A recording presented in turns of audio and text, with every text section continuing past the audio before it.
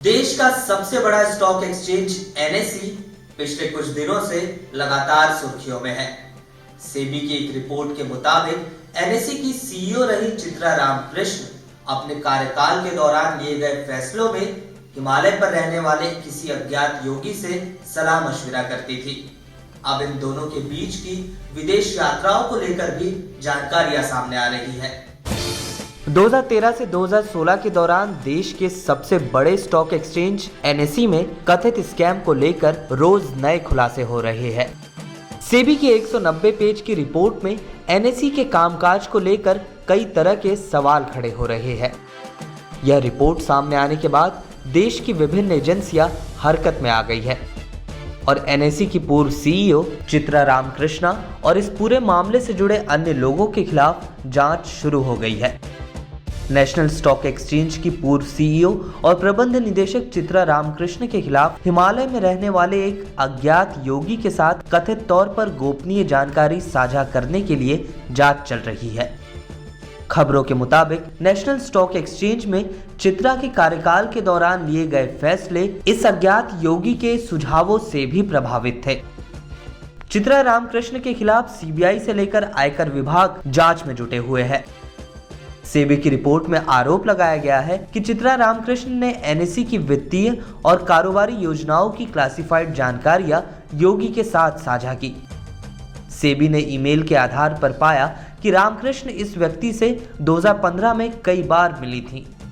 Reports के मुताबिक चित्रा रामकृष्ण और अज्ञात योगी संपर्क के लिए एक ईमेल आईडी का इस्तेमाल करते थे। रामकृष्ण ने सेबी को बताया कि यह ईमेल आईडी हिमालय पर रहने वाले सिद्ध पुरुष द्वारा चलाया जा रहा था। एनएसई की पूर्व प्रमुख ने अज्ञात योगी को आध्यात्मिक शक्ति करार दिया। चित्रा रामकृष्ण ने सेबी को बताया कि मैं लगभग 20 साल पहले गंगा के तट पर पहली बार योगी से मिली थी।